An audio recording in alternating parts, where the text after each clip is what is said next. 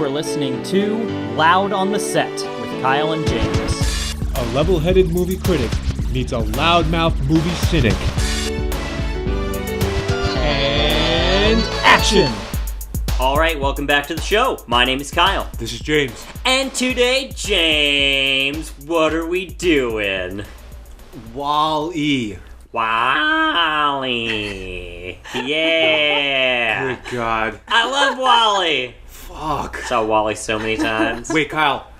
What's that I hear? We have a guest. Is it a giggle? We have a guest. Is it an excited giggle?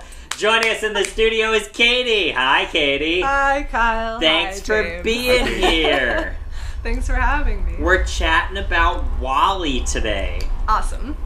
Now, Katy, do you like the film Wall-E? I do. And why do you like it? So many reasons. Do you think James liked the film Wall-E? I wonder if James has even seen the film Wall-E. James? All right. Kyle, Katy, it's confession time. I've kind of seen Wall-E. Yeah? Interesting. Now, you know me, I'm always saying how the last animated movie I saw was Mulan, right? I like to say that a lot. But if we're going to be honest here, I've seen parts of Wall-E. And here's why, under what circumstances. Here we go. Yeah, everybody, listeners, family, friends of the podcast know that I did the Peace Corps in Ecuador. And one evening, before I was sent to my actual site during training, we were up in the Andes Mountains living with host families. And they had a bootleg of Wall-E. But it was the worst quality you could possibly imagine. And the family was watching it. And I sat and watched it with them for a little while. And the quality was so bad that eventually I just got up and left the room for like huge stretches of time in the movie. And I would check back in every once in a while or go get a drink or whatever it was and catch snippets of it. So, bottom line is I've probably seen about 35% of this movie. Interesting. Yeah. That's 35% more than I was expecting. Yeah, there you go. Well, this will be a fun one to talk about today because, Katy, I've heard tell that you enjoy animated films.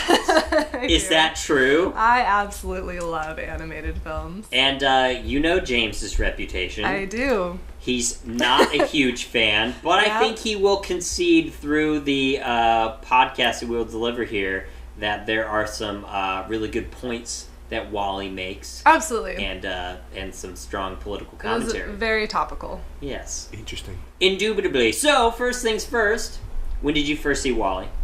I think I saw it. It was before college. So, I don't know. What year did it come out? Do you remember? I don't remember, but I think it was when I was in high school, too. Yeah, I remember seeing it when I was in I think I high was a school. senior. I It's just got to don't remember be what year. 2008 or 2009. Yeah. Something like that, yeah. So I remember driving to the theater by myself Ooh. to one-please it because nobody was home and none of my friends would go with me. So I one-pleased it to go see Wall-E because I was so jacked for it. Awesome. Yes. So I was pretty excited about it. And what were your overall impressions? I loved it. Yeah? I loved it from like the minute it opened until it ended. And I remember being really excited for it to come out because it played Etta James in the trailer. Do you remember that? It was At Last. They would play At Last by Etta James for the trailer. And it was like in space and I just remember like seeing the trailer. Oh, and I do loving remember it. that. Yes. It was just so beautiful. Yeah, the trailers were good. Pixar makes good stuff. James, you already mentioned to us when you first saw Wall-E. So what were your overall impressions of the 35% that you saw? I remember thinking that the silent movie idea that it sort of, I guess a good chunk of the beginning is more or less a silent movie. There's no dialogue. I thought that was an interesting idea. You know, it's creative. It's taking some risks a little bit with some, silent movie. Not bad. I also thought it was interesting that Pixar is Disney, right? Mm-hmm. Is it? Well, it's now Disney. Kind of. I don't remember if it was at the time. Disney bought Pixar, right? Yeah. Well, either way, I thought it was an interesting move that they allowed so much social critique in a movie. In a movie like this, that I'm fairly certain it really critiques in a very harsh way consumerism, and that coming, given the source, I was like, wow, what the fuck? Like, they're all about consumers. The Mickey Mouse Club themselves. So I think they're to sort of take Loud and the Set in a whole different direction like we've been doing in year 3. I think they're just at this arrogant point that they could probably put out a movie that's like called Fuck Disney at this point. And they know that their audience would not get the point and not act on it. So they could put out all the They could put out all the anti-consumerist, pro-environmental shit that they want, and they just know, like, doesn't matter, it'll make no difference. McDonald's survived Super Size Me. Smoking companies have survived Thank You for Not Smoking. Everything survives everything, right? So, yeah, the sweatshops that are cranking out all your Wall-E toys and all your Frozen toys have survived the hellish message, the apocalyptic wasteland message that was Wall-E.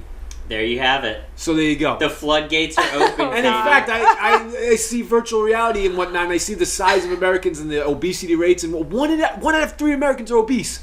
So clearly the message of obesity and having to be like carted around in your little anti-gravity fat people chairs that they have at the end of this movie, that message did not sink in. It did not. And how real is that moment in time that we are in right now, where literally I have a virtual reality race car in my room, and I can go race virtually, and then what?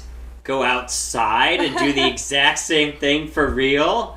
We're just living in that era right now. The CEO of By and Large is the President of the United States. Oh, good God. Interesting. I also had written down here that I thought that was very clever. It's like triple entendre, the title of that. Yes. By and Large. There's a lot of...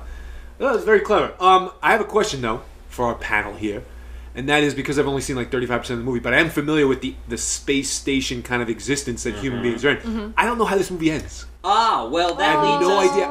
I have no fucking clue. That leads us to the first part of the retro view, which is, Katie, if you would please provide us with your interpretation of a plot summary to Wall-E. Start to finish, please. So, the movie opens, and the Earth has been completely covered in garbage. Like, every single surface is trash.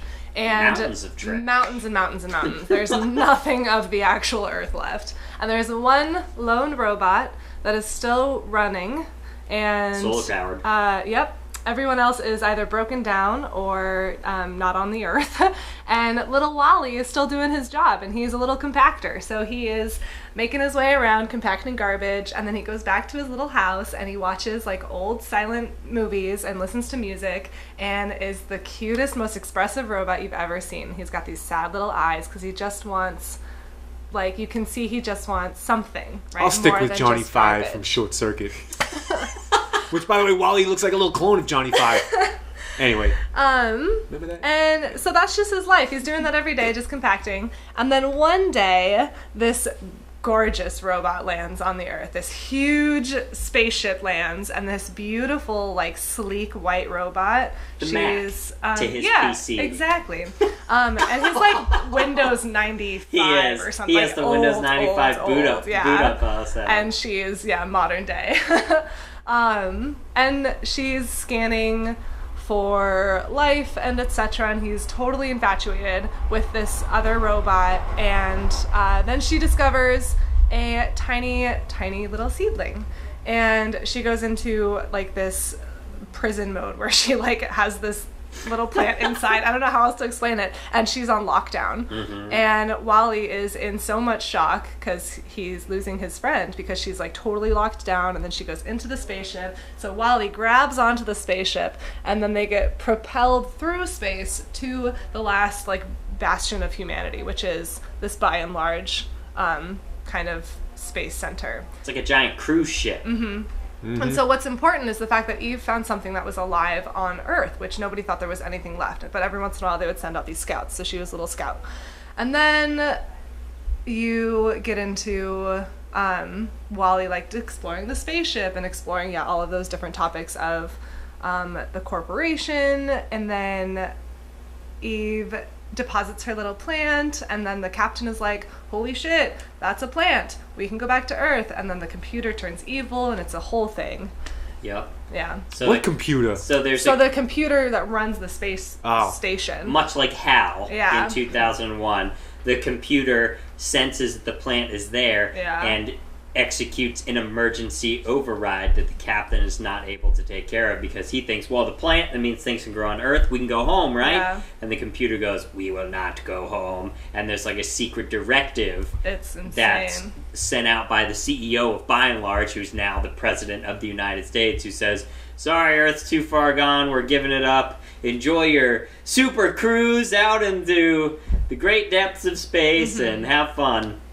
But Wally and company want to change He that. grabs a few robots, and they have their tiny little robot army, and eventually they win, and they go back to Earth, but Wally loses his memory, and it's so sad, and then Eve gives him a little kiss, a little robot-like relationship connection, and then he comes back, and it's Wally again, and he remembers everything, and the movie is the cutest ending. She jump starts him like a car. It's a little electric the spark best. goes between them, Yep. and he reboots. And he's back! But it's really cool. He grabs his gang of misfit robots Yep. that are like unfit. They're like the old models of things, just like he is, and they gang up and they get the plant into the thing that it needs to go into, which will redirect the ship back to Earth. And then the movie ends with all those giant dumpy humans coming out onto the surface like, whoa, they can't even walk. Well, because and shit. they've been living in anti-gravity, so they have no muscles. And they show you a little video of all their bones like shrinking and everything. It's really funny. But anyway, they get back there, there's some soil, and their plan is to plant the seedling, and then they run you, which is really clever, they run you through the credit sequence and show you in various stages of artistic development throughout human society, starting with cave paintings and ending with like digital computer animation. At all different various points of artistic revolution, they show you the steps that agriculture is taking, and their like seeding of the earth at that point. And that's how it ends. That's Wally. So what do you think of that? Now you have 100% of the plot. Oh. They save the day. That's how it ends. It is the best. I loved it from tip to stern. Yeah. I thought it was great. And the silent movie stuff was really good, and it harkened back to so many classic films that they reference a lot of the a couple of Woody Allen films, and the music's great, and I just thought it was so well put together. Interesting. Did you have a favorite part or least favorite part, James, that you can even remember through the grain? Before we let Katy tell us about all her favorite parts. Nah, Katy, go ahead. No. I think. What was your favorite part? The part it's sad, but it's the beginning when he is watching the TV and he's watching the like humans dancing and loving and everything, and he has his little robot hands, and he like tries to hold his own hand, and then later he tries to hold Eve's hand, and she has this surfboard of an arm, like there is no hand, and he just tries to hold her hand, and when she's like in lockdown mode, I think that's the cutest. Yeah. Just like the like little relationship that is just the most precious, and I don't think it's a mistake. Obviously, it's not a mistake that her name is Eve, but I think it's that's cute too. And the whole time they're making a really interesting commentary about the whole trash situation, because Wally drives around and he finds little trinkets everywhere, like broken light bulbs or things that he thinks are cool, and he takes them back to his trailer, and he has like this whole revolving thing of all like the cool little prizes that he's found and that he treasures, that people have just thrown away to the wasteland. Interesting. James, this is the exact type of messaging that you like. I will also say I watched this movie for a class in college, so if that gives you any more credibility for the movie. I think it eats away at the credibility of your Institute of Lower Learning. She was a visiting professor. We'll see that. But we did watch it for a class that I took called Writing in the Environment, because my minor was environmental policy in college, and so we did watch it for a class, and we did a critique of the film and also like of Disney as a corporation. Interesting. And the environment. What was your least favorite part of the movie? That's a hard question. Because you love everything. It's true. I think my least favorite part was when Wally lost his memory and Eve was trying to get her Wally back. And it's not least favorite because I don't think it should have been in the movie, but least favorite because I cried and I was just so sad. But it ended well. So, like, it was a necessary sadness, but it just broke my heart. It was extremely sad. I cried. If we reprise our Crybabies episode, I don't think you said that during the Crybabies episode. we can talk about it. Yeah. Chalk up another one. What were your favorite and least favorite parts, Kyle? My favorite part is, let's see, probably when they first get onto the spaceship. Well, no. It's probably the beginning, because he has a little cockroach friend it's so that he cute. runs around with, because of course the cockroaches are the only thing that made it I through forgot about the that. devastation, and it's wonderful. And highlighting that basically humans made the planet uninhabitable with their own selfish self-selecting of that, but that some life was, always going to be able to inherit and adapted for that type of environment. So I thought that was interesting. But it's also fun just for the social and political commentary when they first get on the ship, because they run you through and you start to see like the whole like cruise liner that they're on, and everybody floating around on their little chairs with their screens like right up in front of their face, talking to somebody who's floating right next to them, but only speaking to them and looking at them the screens that are in front of their face. There's that whole side story of the guy and the man and the woman that never actually like see each other face to face at the very end of the movie for the first time. Yeah, so that's interesting. And there's one really funny line where they're like, "Try red. It's the new blue." And everybody goes, "Ooh." And then they hit a button on their chair and like their suit turns like red or whatever from being blue. Yeah. And it's just like, it's all the consumers of everything in a nutshell. And it's just brilliantly put together. Yeah. I don't think I have a least favorite part of the movie. I thought it was great. All right, I have a trivia question for you. Yes. Ready? Because I'm contributing so little to this fucking podcast. What does WALL-E stand for? Waste Allocation Load Lifter Earth Class. There it is. Oh my god. Yeah, very good, Kyle. Ding, ding, ding. It says here that the time between, I guess, abandonment of Earth and the events of the movie, how many years? What do you think? Ooh. I don't know. All right, you field that one. I'm just doing this right off the internet. Take a guess. No idea. Okay, wait. From the time that they abandon it to the time that we get there and the movie starts? Yeah. It can't be that long. 500 years. Really? That's my guess. It said here 700. Wow! I didn't Holy think it was shit. that much. That's a lot of Dang. garbage. Yeah. Yeah, because Wally, That you is can. one hardy little fucking seedling. Yeah. to Oh my survive. god. There you go. He plants it in a boot. It's adorable. Oh my god, yeah. They Oh, carry the that's boot so around with cute.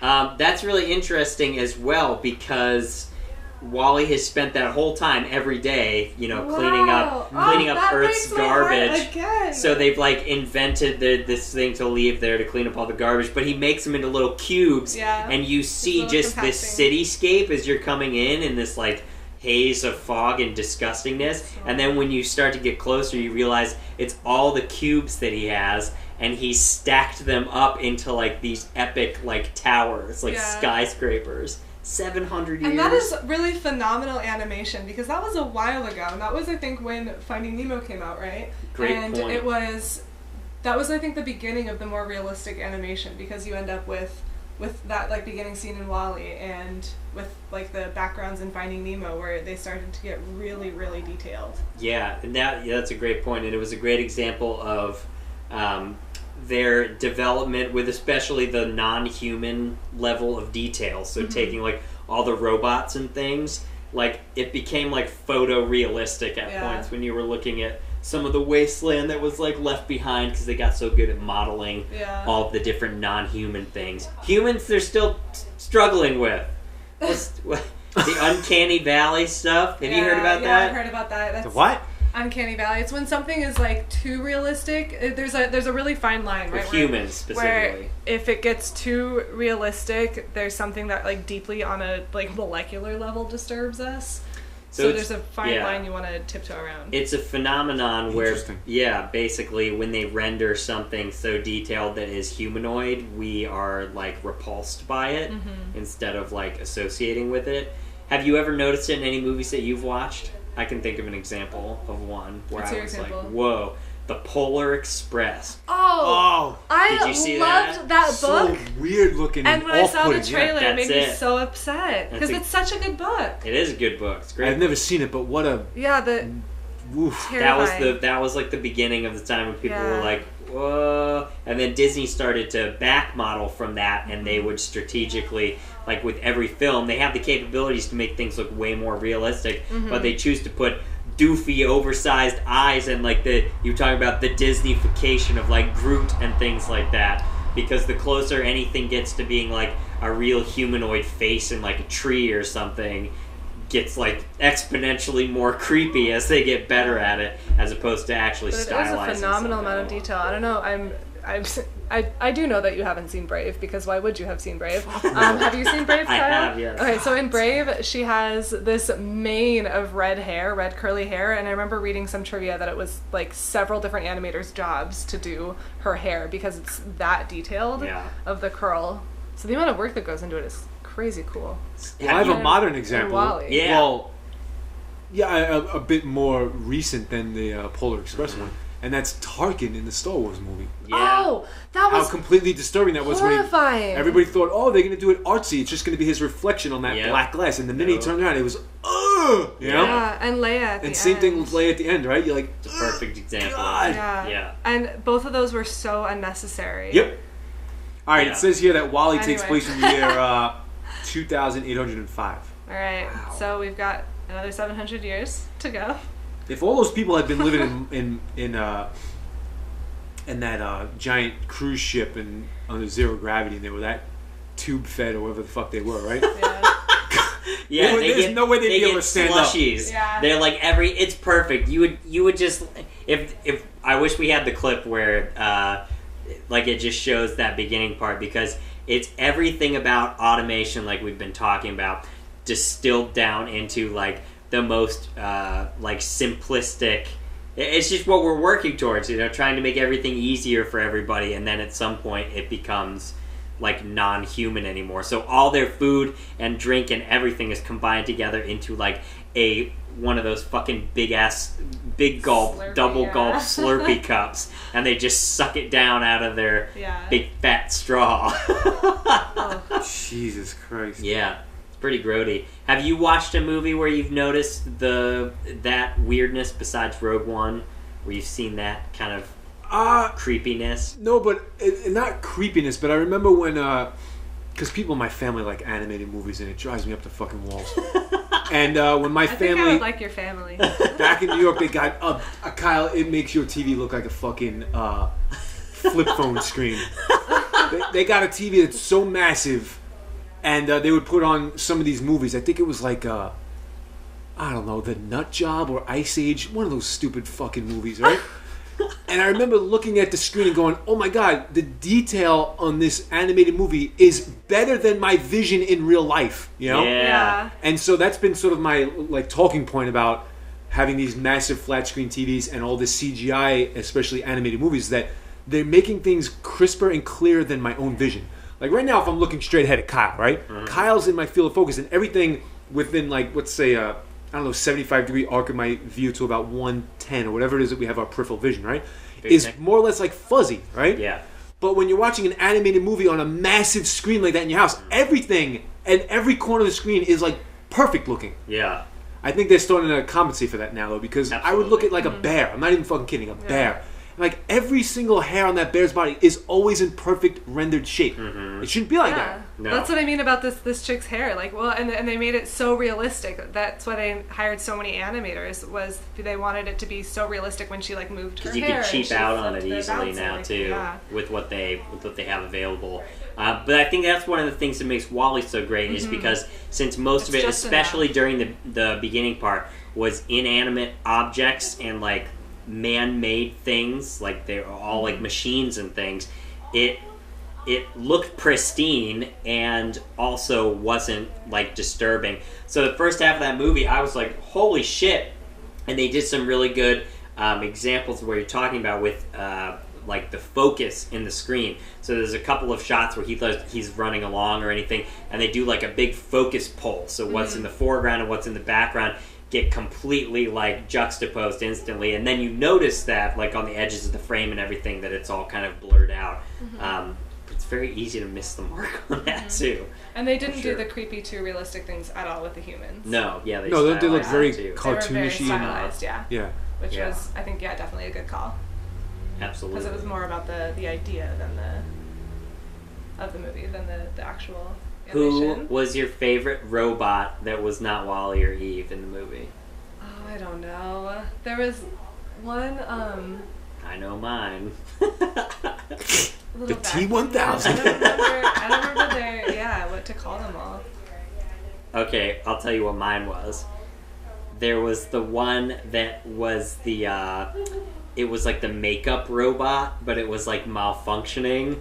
So it had like these two like makeup pads that it could use, but it turned into just like an obliterator. So it's like arms were going crazy and the little pads became like just destruction machines. So it would like fly around and there would be like guard robots around and it would just go berserk and like beat the shit out of them. Yeah, when they were breaking out. Yes. Because Wally, just to give you some background, James, Eve is deemed unfit for service when she brings back the little seedling. So she goes to like the robot repair, and Wally is the little knight in shining armor that goes to try and rescue her, and in the process like unleashes all of these other malfunctioning robots. And then it's this hilarious crusade to go actually turn the ship around and help the captain.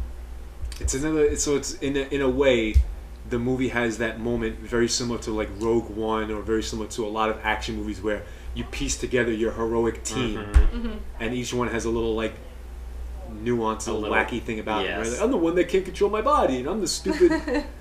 Oh my god, sounds great. Wally's the little robot with a big heart. Yeah. All right. Well. So, thought question for you both, and James, I'll ask you to think critically about this. All right. If there is no way to stop the Hollywood machine, the Disney machine of pumping out children's movies, is it a good thing that they are putting this sort of commentary at a higher level in terms of social and political issues into the films that we're watching, or that the children are watching? And if so, why? Well, of course it's good. So everybody's gonna watch a Disney movie. Like it's not ever gonna die. Disney is huge. It's everywhere. It has such a history, and it will continue. It'll change maybe, and it maybe won't make as many movies, or the movies that it makes won't be quite as big necessarily as some of the ones in the beginning. Like Cinderella will always be a classic, etc., etc., etc. But in the last several years, everything they've been putting out has had more and more nuanced messaging and more variation. So you've got things like WALL-E, which are talking more about the environmental and consumer side of things, and then you can go to things like Frozen, which, you know, of course was absolutely massive. Everyone loved it. All the kids, right, went insane about Elsa. But, and from like a technical standpoint, the movie was beautiful. And actually, just on a personal note, it's one of the first times that Disney, maybe the first movie, where Disney had the speaking actors and the voice actors for the songs were the same, which is why it went so flawlessly from speaking to singing in the movie. You had like Idina Menzel actually as the voice and as the singer, whereas in early Disney movies, they were different actors that would do that. Anyway, fun fact.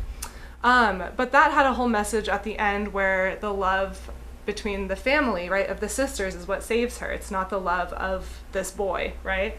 And Moana, where you've got a young girl, right, saving her people and going on an adventure, and there's no romance in that movie at all. And Brave, where the whole idea is that it's a girl and her mom, right? And at the end she says, I'm not going to marry any of these fools. Like, they're not good enough for me. So I think we've seen in the last several years more of those alternative messages, and sure, maybe they are catering because they know that that is in, or whatever, quote unquote, that's fashionable, right? To have that kind of messaging versus the like traditional romance prince and princess. But is that a bad thing? Is that bad for that to be trendy? I don't think so. I think it's good. And that's my 2 cents. I agree. Right, very good. And WALL-E was the first animated film that I watched where I was like, holy shit. It's like, is everybody else picking up on this shit? They must be, right? Mm-hmm. How did this get, how did this happen? I don't understand. I was very confused because I started to notice that. James. All right. I'm going to disagree with you. Surprise, surprise. And here's why. What a shocker. When it comes to those social themes you were just saying about, let's say, it's not about a princess and a prince. It's about the love and care between 2 sisters. Or it's about a mother-daughter relationship. Or it's a prince-less princess. I'm not ready and willing to give Disney a high five or any sort of pat on the back for that shit because they're simply undoing the shitty work that they put out there in the first place. They're the ones chiefly responsible for the shitty messages in the first place. So it's like Malcolm X said, you don't stab a man in the back 6 inches and pull the knife out 3 and call it progress. You have to take the knife fully out, heal the wound, and then start reparations. So just continuing to make money on the fact that society is correcting course is exploitative, in my opinion. What would you have let me keep going. Do? Close up shop entirely, apologize, and redistribute the wealth. Yeah. Welcome to loudontheset. Year 3. Totally shut down everything about them. They shut down their theme parks, their toy manufacturing, everything. All right, so 1, they're undoing their own shitty work. 2, these are lessons that a clear-thinking, educated society should be teaching itself easily. We should have dashed the ideas of monarchies, royalty, princesses, princes generations ago. So no, I don't give credit when Disney finally decides to make a movie that doesn't have love at first sight bullshit themes in it. This should have been dashed decades ago. And now here we are in the 21st century and they still kind of have it in there. So nope, I don't give them credit for that either. There are plenty of people, there are plenty of groups, and there are plenty of advocates and activists doing way more radical, way more progressive work than the tippy-toe bullshit baby steps that corporations like Disney take only when it's safe and only when it's palatable to the masses. It takes true bravery to put yourself out on a limb, like let's say a Colin Kaepernick, and do things that are unpopular. They're just doing things that are popular. It's popular to be for the planet, and it is popular to not have a boy-girl relationship in your movie. Like this, they're actually behind the curve. Like they're not ahead of anything. They're fucking way behind. They're still Neanderthals as far as I'm concerned, because it's all still profit-driven. It's not driven by a means to do good. It's not driven by societal needs. It's certainly not driven by a need to communicate and educate the people. It's all driven by... It's all so carefully designed and marketed to make money. It's all calculated. Truly brave, progressive people don't do that shit.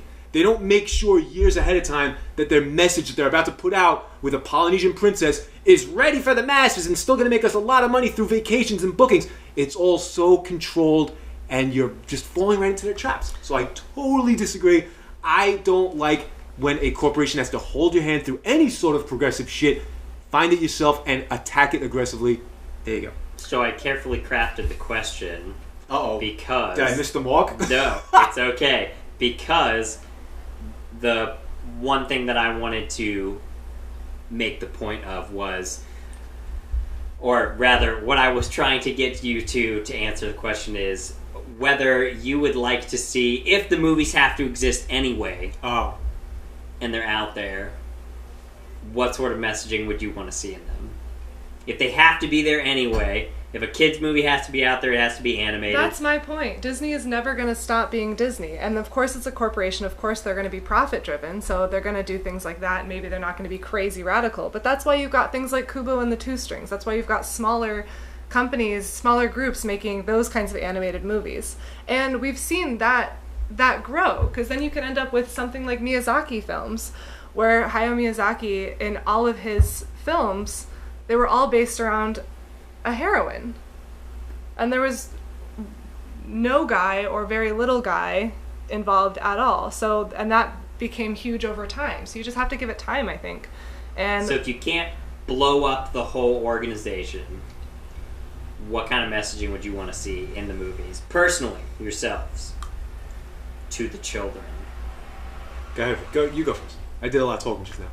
Well, I love what they've been doing lately, where they've been focusing less on the romantic relationship and more on families or adventures or personal, like, self-discovery, and the more multicultural they've been getting has been, I think, really cool. And you saw in Moana, for example, the entire cast was people of color, all of the voice actors, and I think that's amazing. Like, you know, of course, yeah, like, should they have done it a long time ago? Of course, but the fact that we're doing it now, I think, is the important thing. And so I would love to see more multicultural stories being told, because historically there has been such a bent towards, like, Western Europe. And so I would love that trend to continue, and the decreasing focus on romantic relationships, more on personal relationships, like to yourself and to friends. And of course, if you throw in some environmental stuff, I will not complain. James, God forbid, your future children, if they are to exist, end up watching an animated movie somewhere. They're out of the house. What do you want to see in the animated movie?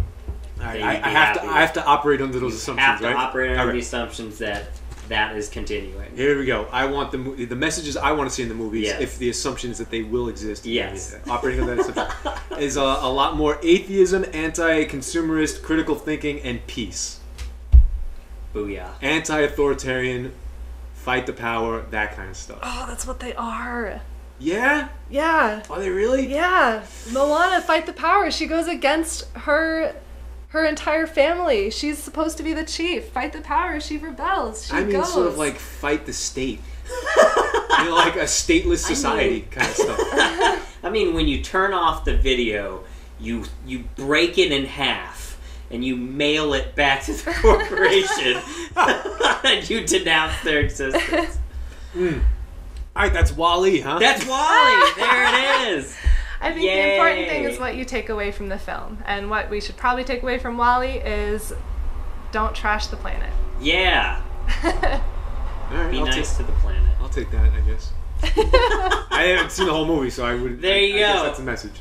Katie, thank you so much for being on and standing up to James. It takes courage to stand in the room. You know where I learned that courage? I don't know. Stand up for what I believe in?